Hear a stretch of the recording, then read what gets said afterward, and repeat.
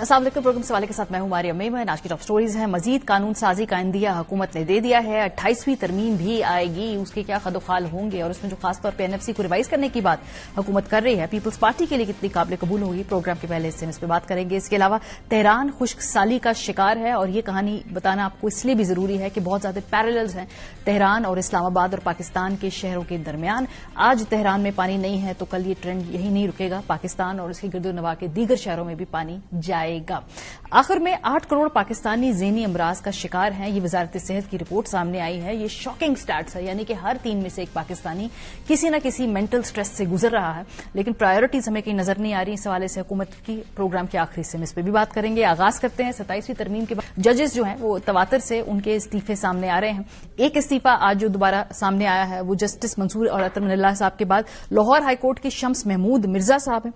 वो मुस्ताफी हुए हैं। उन्होंने 2028 में रिटायर होना था, लेकिन आज उन्होंने कहा कि जी मैं इन हालात में काम नहीं कर सकता और अपना इस्तीफा उन्होंने पेश कर दिया है। हुकूमत, जाहिर सी बात है, एक बहुत पॉलिटिकल इशू बन चुका है, तो हुकूमत अब इस वक्त ये कहती है कि हमने पहले ही कह दिया था कि इस तरह के जो जजेस हैं वो सियासी हैं और सियासी बुनियाद के ऊपर इस तरह के फैसले किए जा रहे हैं, तभी ये लोग मुस्ताफी हो रहे हैं। जरा सुनिए हुकूमती मौक़िफ़।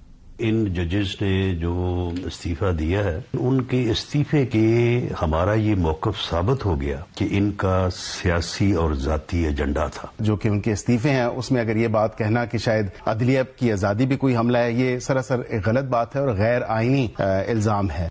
दो जजेस को इस ऐवान की पास करदा एक तरमीम जो है आइन ने, उसके खिलाफ उनकी गैरत जाग गई। मियां नवाज शरीफ को विक्टिमाइज किया जा रहा था, उस वक्त किसी की गैरत न जागी।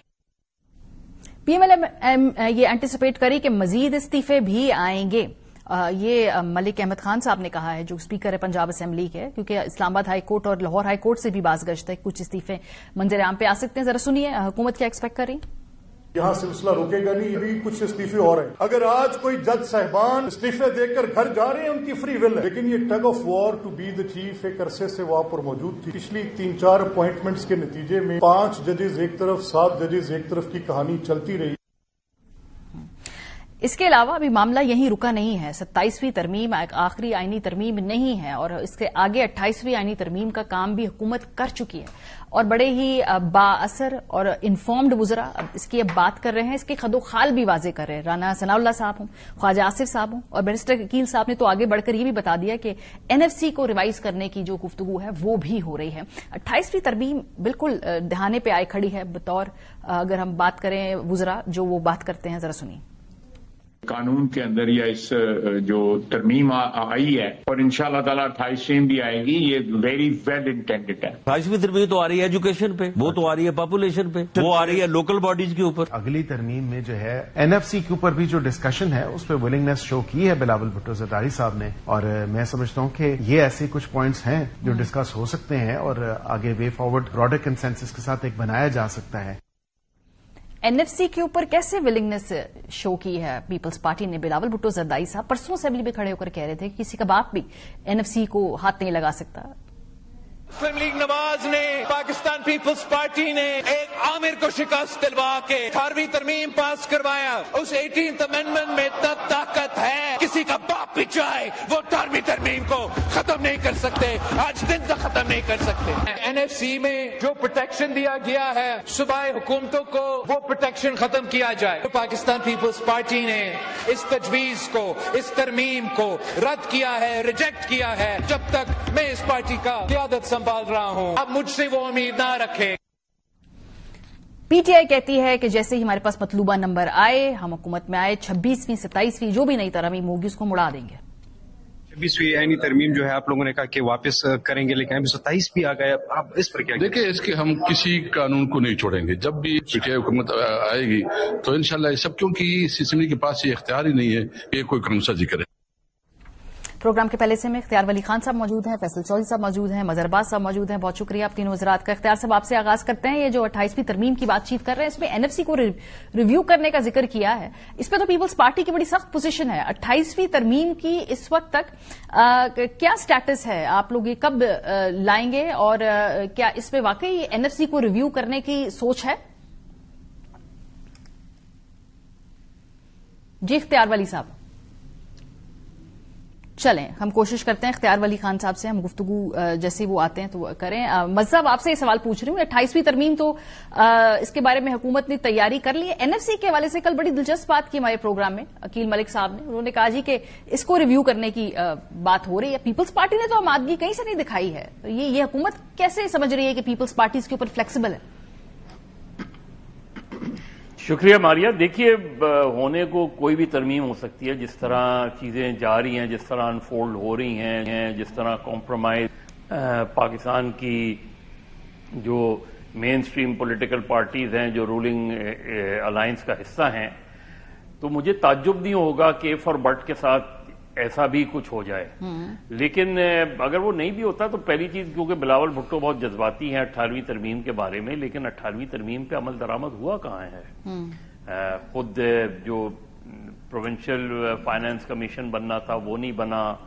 پھر بارہا یہ بات کی جاتی رہی ہے کہ پیپلز پارٹی خود 18ویں ترمیم, اور پیپلز پارٹی کیا نون لیگ بھی آپ لے لیں تو 18ویں ترمیم کی تو اسپرٹ یہ تھی. اب یہ کہہ رہے ہیں لوکل باڈیز میں بھئی 18ویں ترمیم میں لکھا ہوا ہے ڈیولوشن آف پاور, آپ کیوں نہیں کرتے ڈیولوشن آف پاور؟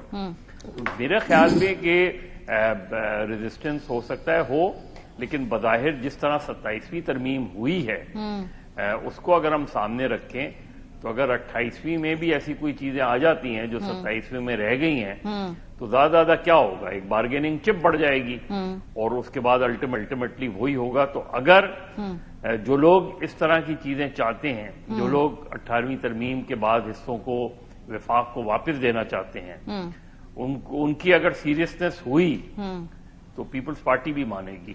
آپ یہ یقین رکھیں کہ پیپلز پارٹی بھی مانے گی اس میں, اس لیے کہ یہ مسئلہ مسلم لیگ نون اور پیپلز پارٹی کا نہیں ہے. صحیح. یہ چیزیں جو کچھ ہوئی ہیں, جو ہم نے انفولڈ 27ویں ترمیم کے بعد چیزیں دیکھی ہیں, جو خد و خال آئین کے اور پارلیمنٹ کے سامنے آئے ہیں, تو آئی ول ناٹ بی سرپرائز کہ اگر یہ ساری چیزیں بھی کمپرومائز ہو جائیں کسی اسٹیج پر. اختیار ولی صاحب, یہ جو گفتگو ہو رہی ہے 28ویں آئینی ترمیم کی, اس پہ بات کی خواجہ آصف نے, رانا ثنا نے, عقیل ملک نے, اس میں NFC پر پیپلز پارٹی نے آپ لوگوں کو ولنگنس اپنی شو کر دی ہے کہ وہ اس کے اوپر فلیکسیبل ہے, یہ بات ہمیں بتائی گئی ہے. اس میں کتنا حقیقت ہے اور 28ویں ترمیم کی ٹائم لائن کیا ہے آپ کے اپنے ذہن میں؟ بسم اللہ الرحمن الرحیم. بہت شکریہ. ابھی تک وہ چیزیں جو ہیں تو وہ انڈر کنسیڈریشن ہے, انڈر ڈسکشن ہے, اس پہ ڈیلیبریشن ہو رہی ہے. ڈیلیبریشن کمپلیٹ ہونے سے پہلے اس پہ کوئی بات اگر ہوگی تو وہ میرے خیال میں قبل از وقت ہوگی. دیکھیں, جب بھی آپ کوئی کانسٹیٹیوشنل امینڈمنٹ لاتے ہیں تو اس کا مقصد یہی ہوتا ہے کہ آپ چیزوں کو درست کریں اور جو جہاں پر خرابی ہوتی ہے آپ اس کو دور کریں. اگر ہم یہ سوچیں اور اس کو کنسیڈر کریں کہ اس پارلیمنٹ کا جو کام ہے وہ کیا ہے, میں یہ سمجھتا ہوں کہ بنیادی طور پر جو پارلیمنٹ ہوتی ہے اس کی جو کور ریسپانسبلٹی ہے وہ یہی ہے کہ وہ لیجسلیشن کرے, اور دا رائٹ آف لیجسلیشن جو ہے وہ پارلیمنٹ کا آپ نہیں لے سکتے, اس کو نے لیجسلیشن کرنی ہی ہے. اور اگر وہ لیجسلیشن نہیں کرتے تو اس کے علاوہ جتنا کچھ ہو رہا ہے وہ پھر وغیرہ وغیرہ وغیرہ ہی ہوتا ہے. اچھا, تو میرے خیال میں ہم یہ سمجھتے ہیں کہ اگر 26ویں آئینی ترمیم کو جو JUI اور پیپلز پارٹی کے PTI کے دوست جو ہے وہ اگر اس کو ڈی انٹینسیفائی نہ کرتے تو شاید آج آپ کو 27th امینڈمنٹ کی بھی ضرورت نہ ہوتی. اس کو ڈی انٹینسیفائی کیا گیا پولیٹیکل سکورنگ کے لیے, اور اس کی پھر بڑی کریڈٹ لی گئی. پولیٹیکل سکورنگ ہے یا فائنڈنگ اے مڈل وے؟ جو اس طرح آپ اتحاد چلا رہے ہیں, ہر سیاسی جماعت نے اپنی اس میں سے بات منوانی ہے نا, تو پولیٹیکل سکورنگ تھی یا فائنڈنگ اے مڈ وے تھا؟ نہیں دیکھیں, ہم نے تو ایک کنسنسس سے کام, حکومت تو ہمیشہ چاہتی ہے کہ جو بھی کام ہو وہ کنسنسس سے ہو. اس وقت JUI نے اور PTI نے کہا, بلکہ یہ PTI کی ہی مطالبہ تھا کہ آپ کانسٹیٹیوشنل کورٹ کو چھوڑ کر کانسٹیٹیوشنل بینچ پر آ جائیں. ہم نے ان کو کہہ دیا تھا اس وقت, یہ ریکارڈ پر ہے کہ دیکھیں اس سے بات بنے گی نہیں اور آپ کو پھر دوسری ترمیم لانی پڑے گی. لیکن نہیں ٹھیک ہے, تو آپ دیکھ لیں آپ کے کتنا عرصہ کانسٹیٹیوشنل کورٹ جو تھی بینچ تھا وہ بنا, اس کی کیا افادیت تھی. تو اسی لیے آپ کو 27th امینڈمنٹ لانی پڑی. ابھی بھی میں کہتا ہوں کہ اگر دیکھیں ایک بار یہ کام کسی نے تو کرنا ہے. ماریا میں نہیں ہوں گا تو آپ نے کرنا ہے, آپ نہیں ہوں گے تو مظہر صاحب ہوں گے, مظہر صاحب نہیں ہوں گے تو کوئی اور ہوگا. آج ہم حکومت میں, کل ہم اپوزیشن میں ہوں گے شاید. कोई भी हुकूमत में आ सकता है। तो पार्लियामेंट को अपनी वो सारी चीजें जो हैं वो ड्यूटीज अपनी पूरी करनी है। हम अगर जुडिशरी की इंडिपेंडेंस की बात करें तो क्या जो हो रहा था इस मुल्क में वो क्या इंडिपेंडेंस ऑफ जुडिशरी थी? वो भी नहीं थी। और ये और जो दूसरी तरफ हो रहा है वो भी रिफॉर्म्स नहीं है, वो भी एक तरीके से जिसे कहते हैं ना कि कंट्रोल की कोशिश है। तो वो दोनों एक्सट्रीम्स के दरमियान में घूम रही है इस वक्त जो भी रिफॉर्म्स का एजेंडा है। हमारे साथ देखिए कंट्रोल्स की तो बात बिल्कुल भी नहीं सर अभी जुडिशियल कमिशन जो कल अनाउंस हुआ है उसमें सारा हुकूमत की इस वक्त वोट ज्यादा है। मैं being a Democrat, being a political democratic political worker, मैं ये कहूंगा कि I stand by my parliament. अगर पार्लियामेंट जो है मैं तो मानता हूं कि वो तमाम इदारों की माँ है। जितने इदारे हैं वो पार्लियामेंट की बतन से पैदा हुए हैं। ठीक है। अगर आप उसकी सॉवरेनिटी को नहीं मानते, आप उसके राइट ऑफ लेजिस्लेशन को नहीं मानते हैं, तो मैं इस पे ठीक है, मुझे थोड़ा आगे बढ़ना है। फैसल साहब, अब सूरत हाल ये है कि जब से 27वीं तरमीम पास हुई है, अदलिया की तरफ से बड़ा ही एक ना होने के बराबर ही रद्द-ए-अमल है। 2 इस्तीफे सामने आए चीफ जस्टिस साहिबान की सुप्रीम कोर्ट से जो सीनियर जजेस थे उनके, और एक लाहौर हाई कोर्ट से फिलहाल आया। वुकला की जो तंजीमें हैं उधर से जो बयान आया है उसमें भी कोई खास रद्द-ए-अमल नहीं है। सो उसका मतलब है कि अब अदलिया और जो लॉयर्स बॉडी है उन्होंने ये हजम कर लिया है या क्या है? आपकी इजाजत से सिर्फ 2 जुमले में 28वीं तरमीम पे कहना चाह रहा हूं।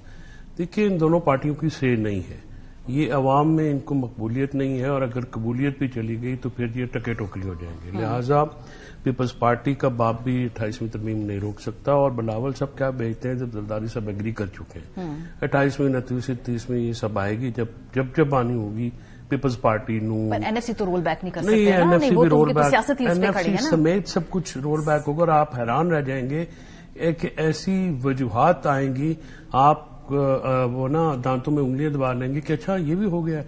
तो और पीपल्स पार्टी देगी। मैं भी आप ये भी बता एनएफसी पे फड्डा नहीं होगा, मतलब सिंध के जो पूल है जिसमें सवाल ही नहीं करता, बजट है, जो सारा पैसा है, जो कंट्रोल है, कुछ भी नहीं होगा। मैंने आपसे कहा कि मकबूलियत है नहीं, कबूलियत से भी गए तो फारिग है ना, फिर तो वो हम पंजाबी में कहते हैं रड़े थे आ जाएंगे, there will be nowhere. Now coming back to 27th amendment is politically एक मैलाफीडी जो है सियासी बदनीति की बुनियाद पे अदलिया को कंट्रोल करने, बल्कि अदलिया को मातहत इदारे के तौर पे डील करने के लिए लाई गई है। ये जिस तरह से ये सारा मामला किया गया, सीओडी की बात आप करते हैं, पहली बात तो ये है कि सीओडी में 26 नुकात हैं, एक नुक्ता नहीं है। आईनी अदालत उस वक्त 6 साल के लिए बननी थी, वो 18वीं तरमीम में डिस्कार्ड कर दी गई क्योंकि मुशर्रफ साहब के और के जो मेन अमेंडमेंट थी वो वापस कर दी गई। तो इसकी फिर बाद में जरूरत नहीं महसूस हुई। अब जाके 2025 में जजेस की ट्रांसफर हो गई, ये हो गई, ये सारी वापस इन्होंने की हैं।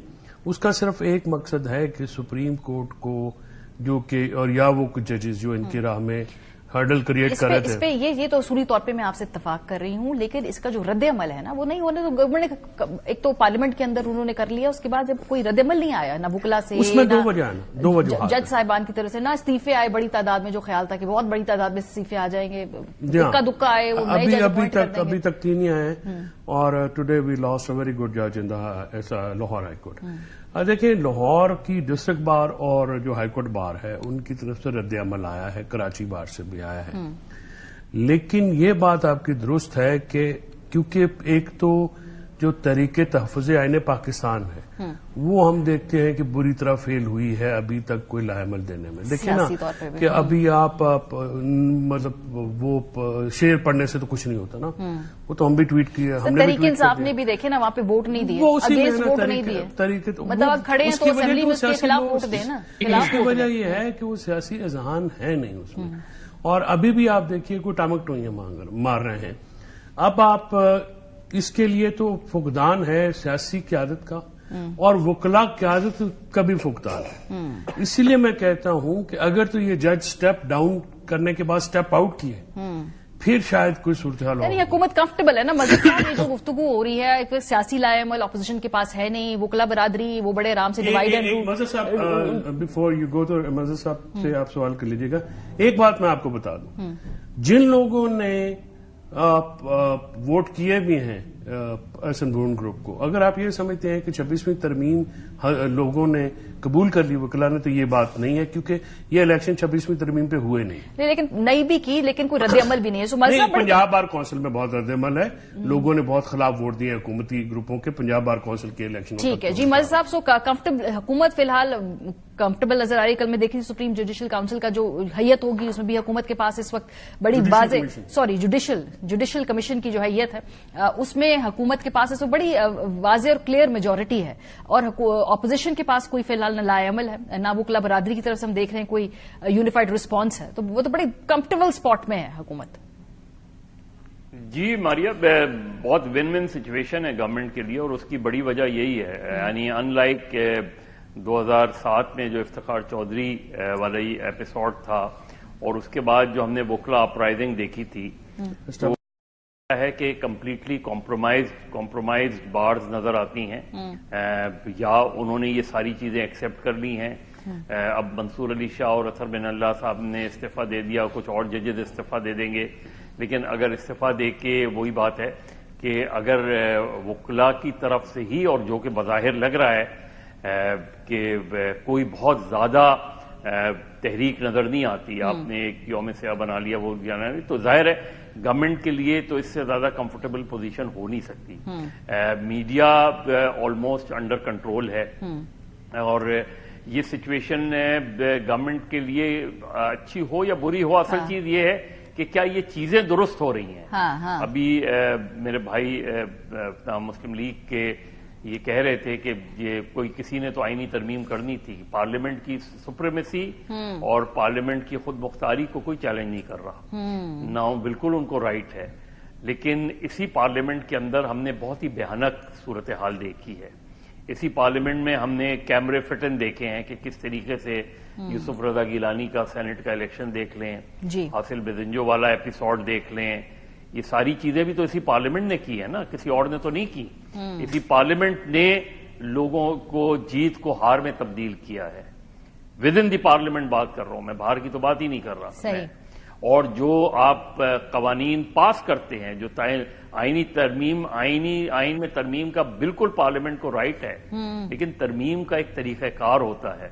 आप 18वीं तरमीम उठा लें, 18वीं तरमीम कैसे तैयार हुई थी? लेकिन मलिक साहब ना देखिए, हम बहुत आइडियलिस्ट होंगे अगर हम समझें कि भी 18वीं तरमीम की तरह की इस वक्त हम माहौल कोई बना सकते हैं। जो आपने गुफ्तगू की ना, मैं इख्तियार वली खान साहब के पास इसलिए आना चाहती हूँ बिकॉज पीएमएलएन के ये एक तुरा इम्तियाज रहा है कि जिस किस्म की भी कानून साजी उन्होंने असेंबलियों से की है, चाहे वो पीका लॉ के ऊपर हो, चाहे वो नैब लॉ के ऊपर हो, जब बुरा वक्त आता है या हुकूमत से जाते सबसे पहले ज़ेर अताब वही आते हैं। इख्तियार वली खान साहब भी जो आपने अपने तौर पर तरमीम ला के अदलिया को सियासी असर रसूख से आजाद किया है, क्या वाकई आपको लगता है कि सियासी असर रसूख से आजाद किया है या इस पर मजीद सियासत डाल दी है कि जब जजेस की अपॉइंटमेंट हुकूमत की वोट आप माने ना माने, हुकूमत का एक वाजे वोट होगा, से होगा, उसके बगैर जब जजेस होंगे तायनाती में उनके अमल दखल होगा, तो क्या ये गैर सियासी पार्लियामेंट होगी या फिर इस वक्त आपकी मर्जी की सियासी अदालत होगी और जब हुकूमत से जाएंगे तो फिर किसी और की मर्जी की सियासी अदालत होगी? अच्छा Maria, let's make it this way. पहले इस चीज पे आ जाए कि जो हमारी अदलिया थी क्या वो डीपोलिटिसाइज हो चुकी थी? मेरे ख्याल में मेरे पैनल में कोई बंदा इसको सपोर्ट नहीं कर सकता, वो नहीं कह सकता कि हाँ डीपोलिटिसाइज थी, और वो सिर्फ इंसाफ ही दे रहे थे। क्या हमारी अदलिया जो थी वो अपनी ऑब्जर्वेशन की ब्रेकिंग न्यूज नहीं लगवाया करते थे? क्या वो पॉलिटिकल पार्टीज को जो मुखालिफ थे, या मैं कहता हूं मुस्लिम लीग नून थी, उनको तोड़ने मरोड़ने में नहीं लगी हुई थी? पनामा बेंच का क्या था, उसका ट्रैक रिकॉर्ड क्या रहा है, उसकी हिस्ट्री क्या बनी? नवाज शरीफ को अपने ओहदे से हटा देना, टिकटें जारी न करना, उससे मना कर देना, ये पार्टी की मीटिंग में नहीं बैठेंगे, बाप बेटी को दोनों को डिस्क्वालीफाई कर दो वरना मेहनत जाया हो जाएगी। क्या ये एक आजाद जुडिशरी थी? अब कोई रिफॉर्म्स तो लाने होंगे, मे बी वही हम इंसान हैं, हम फरिश्ते नहीं हैं। हमने अच्छी नीयत से काम किया है कि इसको डीपोलिटिसाइज किया जाए। अच्छा। एक ही सुप्रीम कोर्ट है और एक प्राइम मिनिस्टर को वो with one stroke of pen ऐसे फारिग कर देती है। आप एक जज और 2 जज के इस्तीफे की बात करते हैं, मैं तो प्राइम मिनिस्टरों की बात कर रहा हूं। किसी को फांसी लगा देते हैं, किसी को कहते हैं कलेजे में ठंडक फिर भी नहीं पड़ी जब डिस्क्वालीफाई किया, कहते हैं disqualification is for life. But इख्तियार साहब ये बात में इस पे आपसे एग्रीमेंट है, मैं कह रही हूं कि क्या अदालत को सियासी मजीद नहीं कर दिया आपने, बजाय इसके कि गैर सियासी करें? नहीं, मेरे ख्याल में जो अदालत का असल काम है, जैसे मैंने आपको कहा ना कि राइट ऑफ लेजिस्लेशन करना पार्लियामेंट का काम है, और लोगों को पाकिस्तान के 25 करोड़ अवाम को इंसाफ देना ये सुप्रीम कोर्ट का काम है। तो हम तो ये चाहते हैं कि जो इनका काम है वो करें। ये अगर अब आप इससे अंदाजा लगा लें, एक जज इस्तीफा देता है, वो उनका जो लव लेटर है, वो प्रेम पत्र, उसमें देखा एक लंबी कविताएं लिखी हुई है। एक मिसरा इन साहब ने कभी नहीं लिखा जब इंसाफ चीख कर कह रहा था कि ये। चलिए सर, आपका नुक्ता आ गया। मैंने आपसे बार बार सवाल पूछा कि क्या आप इसको सियासी तो नहीं करे, आप कह रहे हैं सियासी नहीं करे। फैसल साहब, यही सवाल है, क्या अबदलिया पहले से ज्यादा सियासी है या गैर सियासी हुई है इसके? नहीं, बिल्कुल पोलिटिसाइज कर दी गई है। उसकी वजह देखिए ना, एक तो जुडिशियल कमीशन की हैयत आप देख लें, फिर 26वीं आईनी तरमीम जिसने आइन का कत्ल किया और 27वें ने दफन कर दिया है कि 26वीं आईनी तरमीम। चलिए उनको उनकी बात मुकम्मल करने दे। मेरा यही सवाल था कि पहले भी सियासी थी, अब मजीद सियासी है कि नहीं है? जितने जुडिशियल कमीशन की जो हैयत लाई गई उसमें जो भी अपॉइंटमेंट्स हुई, अब मुझे बताइए क्राइटेरिया क्या है फेडरल कॉन्स्टिट्यूशनल कोर्ट में। आप अगर आम बुकला से भी पूछेंगे, मैं आपको बताऊं, अख्तियार साहब की याद दहानी के लिए और नाजरीन की याद दहानी के लिए, मैं खुद अतर मिनल्ला साहब की कोर्ट में था जिस दिन मियां साहब को हफ्ते वाले दिन कोर्ट लगी, जिस दिन मियां साहब को बाहर जाने का फैसला हुआ, और जो ग्रिलिंग हमारी हुई उस दिन, मैं आपको बयान नहीं कर सकता। आपको याद है जिसमें उन्होंने कहा कि अगर कुछ हो गया मियां साहब को तो वो उन्होंने कहा अतर मिनल्ला साहब ने कहा, जिनको ही कहते हैं सियासी, और मोहसिन अख्तर कियानी साहब साथ थे, जिन्होंने कहा कि सियासी जज जिन्होंने दिया है। हाँ, जिन्होंने कहा उनमें से एक जज साहब ने, मंसूर अली शाह साहब ने, जो 90 दिनों का फैसला था या क्या क्या फैसला गिनवाने, जो नून लीग को रिलीफ मिला अरलिया से, ये तो बाहर रोते थे कि किसी ने हमारे सर पे हाथ रखा। और अतर मिनल्ला ने बतौर जज हाई कोर्ट, उन्होंने तमाम लोगों को, चाहे वो वकला हो, चाहे वो साफी हो, चाहे सियासतदान हो, पार्लियामेंटेरियन हो, उन्होंने बिल्कुल आइन और कानून के मुताबिक ट्रीट किया। अब सियासी का देखें ना, आप सियासी किससे कहते हैं? अब ये कहते हैं जी कि पनामा बेंच की सजा आपने कौन से तो नहीं लेनी, ये इनका तो नहीं है जुडिशरी है अवाम की। अब मुझे ये बताएं जी, मैंने आज केस फाइल करने हैं सुप्रीम कोर्ट में, मेरा ये कहता है सर हमें नहीं पता कि हमने फेडरल कॉन्स्टिट्यूशन कोर्ट में जाना है या सुप्रीम में जाना है, तो आप जरा वेट कर लें। अब हमारी लिमिटेशंस खत्म हो रही हैं, हमें पता नहीं है कि हमने करना क्या। So this is a practical, और वो कौन से केस हैं जो आम लोगों के केस? ठीक है, यानी आपके नजदीक मजीद ये सियासी हो जाएगी। बहुत शुक्रिया आप तीनों हजरात का। यहाँ पर मुझे जाते जाते इंटरेस्टिंग खबर जो कि इकोनॉमिस्ट के अंदर शाये हुए, ओवन बेनेट जोन्स, उन्होंने ये स्टोरी की है। बरतानवी जरीदे इकोनॉमिस्ट ने बानी पीटीआई की अहलिया बुशरा बीबी पर खसूसी रिपोर्ट में लिखा है कि साबिक वजीर आजम की बुशरा बीबी से तीसरी शादी ने न सिर्फ उनकी जाती जिंदगी बल्कि उनके अंदाजे हुक्मरानी पर भी सवालात खड़े किए। सीनियर सहाफी ओवन बेनेट जोन्स ने अपनी रिपोर्ट में लिखा कि साबिक वजीर आजम के करीबी हलकों के मुताबिक बुशरा बीबी अहम तकर्रियों और रोजमर्रा सरकारी फैसलों पर असरअंदाज होने की कोशिश करती थी। बानी पीटीआई के फैसला साजी के अमल पर रूहानी मुशावरत का रंग गालिब होने की शिकायत पैदा हुई। बुशरा बीबी के रूहानी असर के नतीजे में बानी पीटीआई अपने ऐलान करदा इस्लाहाती एजेंडे को नाफिज करने में नाकाम रहे। रिपोर्ट में बताया गया कि हसास अदारे के कुछ अफराद मुबैना तौर पर ऐसी मालूमात बुशरा बीबी तक पहुंचाते थे जिन्हें वो बानी पीटीआई के सामने अपनी रूहानी बसीरत से हासिल मालूमात के तौर पर पेश करती थी। जब हसास इदारों की इंफॉर्मेशन या पेशगोइयां दुरुस्त साबित होती तो बानी पीटीआई का अपनी अहलिया की बसीरत पर यकीन मजीद पक्का हो जाता। रिपोर्ट के मुताबिक साबिक इंटेलिजेंस सरबराह जनरल फैज हमीद ने बुशरा बीबी को निहायत बारीक मगर मौसर तरीके से इस्तेमाल किया है। इसका रद्द-ए-अमल पीटीआई ने दिया है। बैरिस्टर गौहर साहब का बयान जो है वो सामने आया है। पाकिस्तान तहरीक इंसाफ के चेयरमैन बैरिस्टर गौहर ने बरतानवी जरीदे द इकोनॉमिस्ट की रिपोर्ट पर रद्द-ए-अमल देते हुए कहा कि बानी पीटीआई की अहलिया बुशरा बीबी से मुतालिक शाया होने वाली रिपोर्ट के खिलाफ कानूनी रास्ता इख्तियार किया जाएगा। बैरिस्टर गौहर के मुताबिक जरीदे में शामिल किया गया मजमून शरंगेज और झूठ पर मबनी है और पीटीआई इस पर कानूनी कार्रवाई का पूरा हक रखती है। बैरिस्टर गौहर के मुताबिक इस किस्म के मजामीन से बुशरा बीबी को तोड़ा नहीं जा सकता। ऐसे आर्टिकल स्पॉन्सर्ड होते हैं जिसकी हम मजम्मत करते हैं। बैरिस्टर गौहर के मुताबिक इस रिपोर्ट का असल हदफ बानी पीटीआई और बुशरा बीबी की साख को नुकसान पहुंचाना है। बुशरा बीबी हिम्मत के साथ हालात का सामना करें और रिपोर्ट उनकी किरदार कशी की नई कोशिश है। ब्रेक पर जाएंगे, वापस आएंगे तो तेहरान में पानी खत्म हो रहा है और इसमें पाकिस्तान में बैठकर हम बात क्यों कर रहे हैं, क्योंकि पाकिस्तान में भी पानी की सतह इंतहाई नीचे चली गई है। ब्रेक के बाद हमारे साथ रहिए। वेलकम बैक जी। इस हफ्ते एक ऐसी खबर है जिससे देखकर मैं कुछ देर के लिए चौंकी, और चौंकना तो हमारे यहाँ पे जो तमाम ओपिनियन मेकर्स हैं और जितने भी यहाँ पे फैसला साज है उनको भी चाहिए था, क्योंकि ये वो मामला है जो किसी भी इंसान की बका का सबसे अहम मामलात में से एक है, और वो है कि उसको पानी मिलना चाहिए, पीने का पानी मिलना चाहिए। खबर कुछ यूं है जी कि ईरानी सदर ने तेहरान को खाली करने का इंदिया दिया है। बरतानवी खबर रसां इदारे रॉयटर्स की रिपोर्ट के मुताबिक ईरान को पानी के बदतरीन बहरान का सामना है। हुकाम ने खबरदार किया कि अगर मुल्क में खुश्क साली जारी रही तो 1 करोड़ आबादी का शहर तेहरान जल्द ही नाकाबिले रिहाइश हो जाएगा। ईरानी हुकाम के मुताबिक तेहरान के मरकजी जखायर में सिर्फ 2 हफ्तों का पानी बाकी है और शहरियों को इस बारे में पेशगी आगाह कर दिया गया है। 6 नवंबर को ईरानी सदर मसूद पेशकान ने सरकारी टीवी पर खिताब करते हुए खबरदार किया कि अगर आने वाले दिनों में पानी ना हुआ तो तेहरान में पानी की शदीद किल्लत हो सकती है। ईरानी सदर के मुताबिक नवंबर के आखिर या दिसंबर के आगाज में शहरियों में पानी की तकसीम की हद का निजाम नाफिज किया जाएगा, और अगर इस दौरान भी बारिश न हुई तो तेहरान को खाली कराने की नौबत आ सकती है। ईरानी महकमे मौसमियात के मुताबिक इस साल ईरान में बारिश में 40% कमी रिकॉर्ड की गई, जबकि कई सूबों में 50 से 80% तक पानी की किल्लत का सामना है। मुतअद्दिद इलाके शदीद खुश्क साली से दोचार है, जिससे ज़री और घरेलू जिंदगी बुरी तरह से मुतासिर हो रही है। गर्मियों के शदीद मौसम के बाद पानी का बहरान सिर्फ कम बारिश का नतीजा नहीं है। बरसों की बदइंतजामी बशमूल डैमों की ज्यादा तामीर, गैर कानूनी कुओं की खुदाई और गैर मौसर ज़रूरी तरीकों से पानी के जखायर को खत्म किया गया है। ईरानी सदर मसूद पेशकान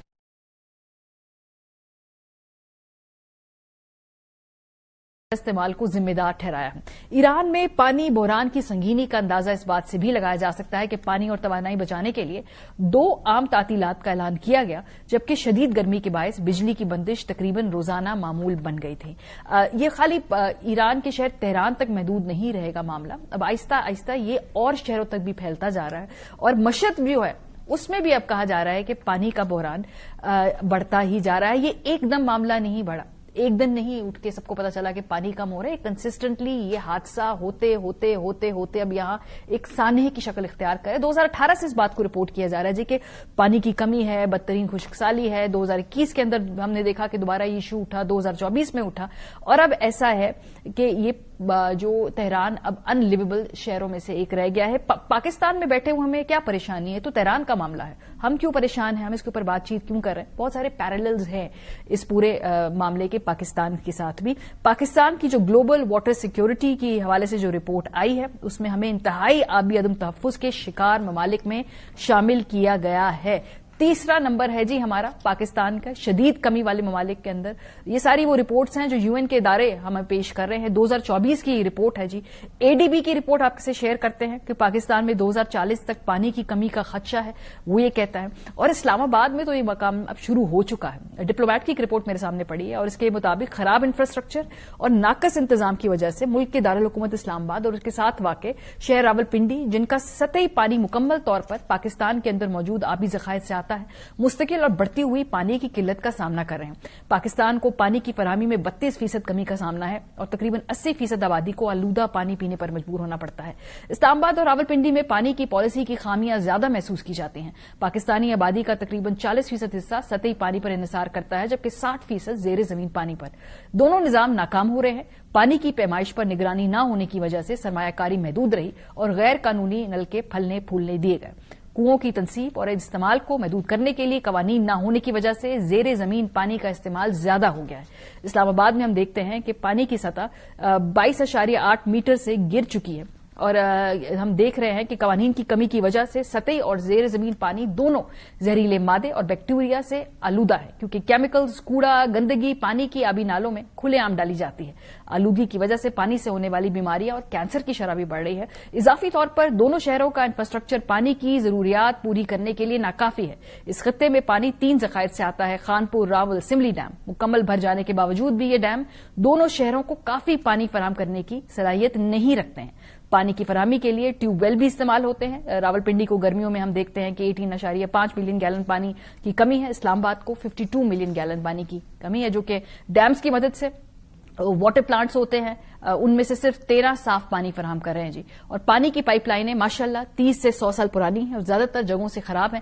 ناقص بارش کے پانی کے نکاس اور سیوریج کے بہاؤ نے مزید نقصان پہنچایا ہے. کم بارشیں بھی پانی کی کمی کا باعث ہیں.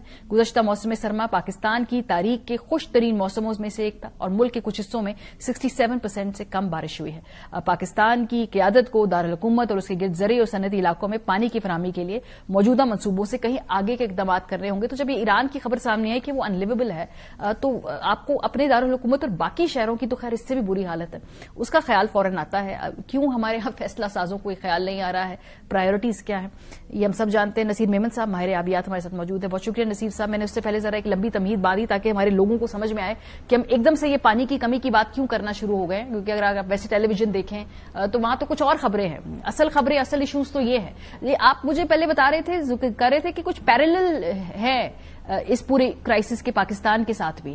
ذرا وہ بتائیے ہمارے لوگوں کو تاکہ انہیں پتہ چلے کہ ایشو کتنا سنگین ہے. جی بہت شکریہ. میرا خیال ہے کہ یہ کافی سنگین صورتحال اس وقت ایران کے بڑے شہروں میں, بالخصوص تہران میں اور مشہد میں, اور اس کے علاوہ بھی بہت سارے شہروں میں یہ صورتحال آ گئی ہے کہ پانی کی راشننگ تو خیر ہو ہی رہی ہے, لیکن اب شاید اس سے بھی زیادہ صورتحال سنگین ہو جائے اگر 1-2 ہفتے کے اندر وہاں اچھی بارشیں نہیں ہوتی.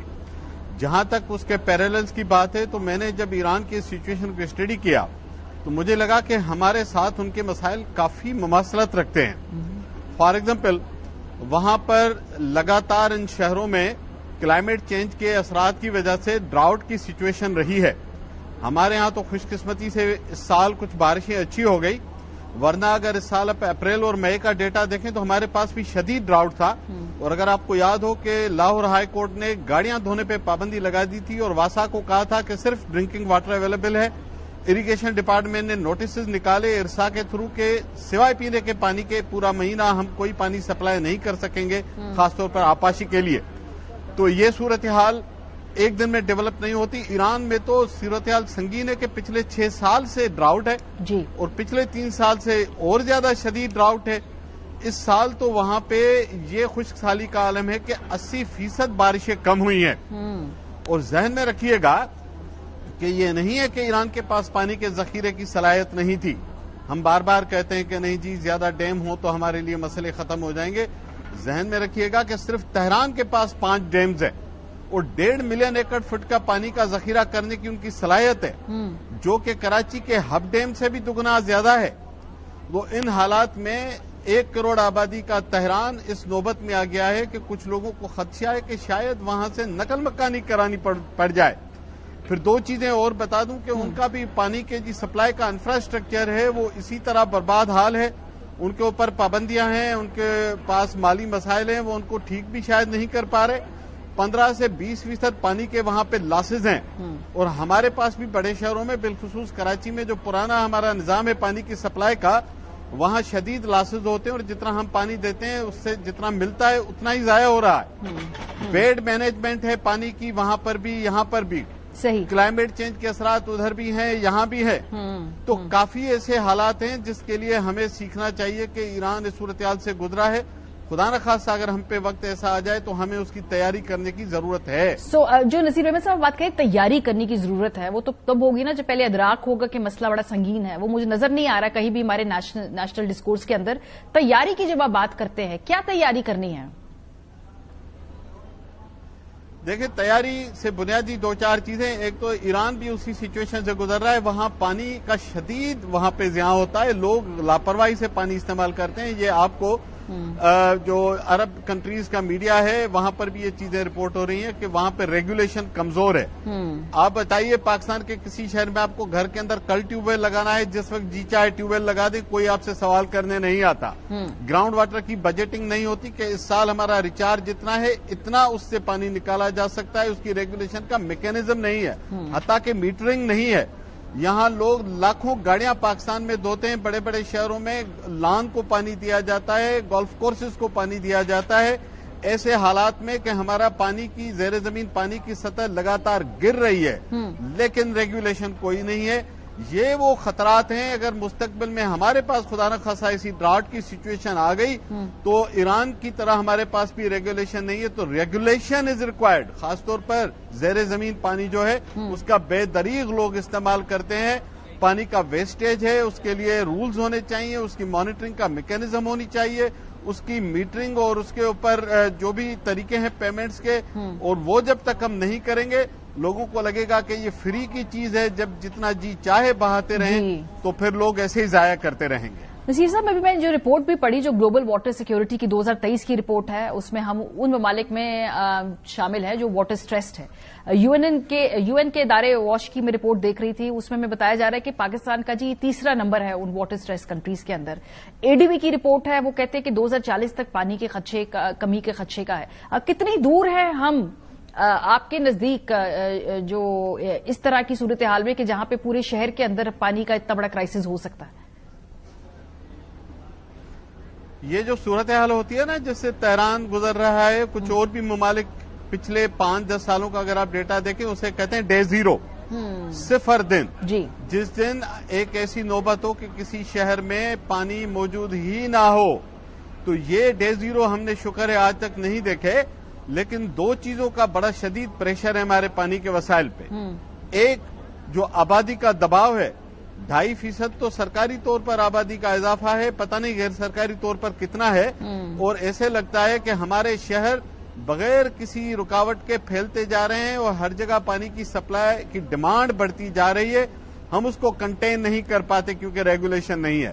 تو ایک تو آبادی کا دباؤ, میرا خیال ہے کہ اس کے لیے لانگ ٹرم سالوشن اگر ہم نے نہیں ڈھونڈے تو صرف پینے کا پانی نہیں, ہماری زراعت کا پانی اور بھی جسی شعبے کے اندر آپ جائیں گے تو یہ population pressure is a very strong element. اور دوسرا, جو پانی ہمارے پاس ہے, دنیا میں پانی کے قطرے کو ضائع کرنا یا اس کو پلیوٹ کرنا, گندا کرنا ایک جرم سمجھا جاتا ہے. ہمارے پاس تو گندے نالے بہتے ہیں, پینے کے پانی کے جو صاف ندیاں تھیں وہ گندے نالوں میں بدل گئی. کراچی میں لیاری اور ملیر ایکسپریس اپنے نالے دیکھ لیں, ندیاں تھیں پانی کی, یہ کھرتھر ہل سے پانی لاتے تھے. یہ اسلام آباد میں مرگلا ہل سے جو نالا لے آتا تھا یہ میٹھے پانی کی نہر تھی. اس کو سارے اسلام آباد کا ہم نے گند کچرا, سالڈ اور لکوڈ ویسٹ اس میں سینیٹیشن پھینکنا شروع کر دی.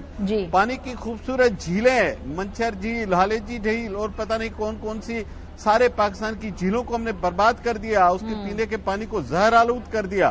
تو پہلے ہی پانی کے وسائل کم ہے اور اس کے اوپر ہم پالوشن اور آپ کہہ رہے ہیں کہ یہ کرائم ہے, یہ ایک کرائم ہے. بہت شکریہ. نصیر میمن صاحب ہمارے ساتھ موجود تھے. کے اندر جب آج پانی کا ذخیرہ ختم ہوا ہے تو پاکستان کے لیے, ہمارے لیے ایک لمحہ فکریہ ہے. ہمیں انہی غلطیوں کو نہیں دہرانا ہے, ویل کو ری انوینٹ نہیں کرنا ہے. ریگولیشن کی بات کی اور ساتھ ساتھ جو موجودہ آپ کے واٹر سورسز ہیں ان کو بچائیں, ان کو پولیوٹ نہ کریں, ان کو کنٹامینیٹ نہ کریں.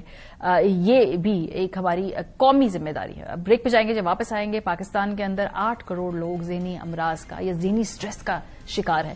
یہ ہم نہیں کہہ رہے جی, یہ خود میڈیکل فریٹرنیٹی کہہ رہی ہے. بریک کے بعد آپ کو بتائیں گے, ہمارے ساتھ رہیے. Welcome back. وزارت صحت کی ایک رپورٹ سامنے آئی ہے اور ایک اتنی سرپرائزنگ رپورٹ کی فائنڈنگز نہیں ہے, ہم سب کو بات پتہ ہی ہے, لیکن جب اس طرح سے یہ ڈکلیئرڈ سٹیٹ سامنے آتے ہیں تو ذرا تشویش کا لیول بڑھ جاتا ہے. قومی اسمبلی میں وزارت صحت نے ایک رپورٹ پیش کی ہے جس میں بتایا گیا ہے کہ پاکستان میں تقریباً 8 کروڑ لوگ ذہنی امراض یا نفسیاتی مسائل کا سامنا کر رہے ہیں. رپورٹ کے مطابق ذہنی امراض کی اس بڑھتی ہوئی تعداد کی بنیادی وجوہات میں سماجی دباؤ, غربت, بے روزگاری, خاندانی تنازعات اور ماحولیاتی عوامل شامل ہیں. وزارت صحت نے قومی اسمبلی کو آگاہ کیا کہ ملک کے تمام بڑے اسپتالوں میں نفسیاتی مسائل سے نمٹنے کے لیے ضروری سہولیات موجود ہیں اور 126 کالجوں میں ذہنی امراض کے لیے مخصوص شعبے قائم کیے گئے ہیں. یہ مشاہدہ کیا گیا ہے کہ ملک کا عوامی صحت کا شعبہ نفسیات کو ایک باقاعدہ پیشے کے طور پر پوری طرح تسلیم نہیں کرتا, جس کی وجہ سے اس میدان میں پیشہ ور افراد کی تعداد محدود ہے. نتیجتاً مواقع کی کمی کے باعث ہر 5 میں سے 1 گریجویٹ بیرون ملک جانے کا فیصلہ کرتا ہے. ذہنی صحت سے متعلق پالیسیوں کی نظر اندازی, مناسب قانون سازی کی کمی اور کمزور ادارہ جاتی ڈھانچے کا نتیجہ ہے. ذہنی صحت کی سہولیات کی پہلے سے محدود دستیابی بھی کمی میں تشویشناک ہے, کیونکہ ملک معاشی بحران سے نبردازماں ہونے کے دوران ڈپریشن, خودکشی کے رجحانات اور دیگر نفسیاتی مسائل میں اضافہ دیکھ رہا ہے. ماہرین کے مطابق ذہنی امراض کا بروقت علاج نہ ہونے کی صورت میں یہ افراد نہ صرف اپنی زندگی متاثر کرتے ہیں بلکہ معاشرے پر بھی منفی اثر ڈال سکتے ہیں.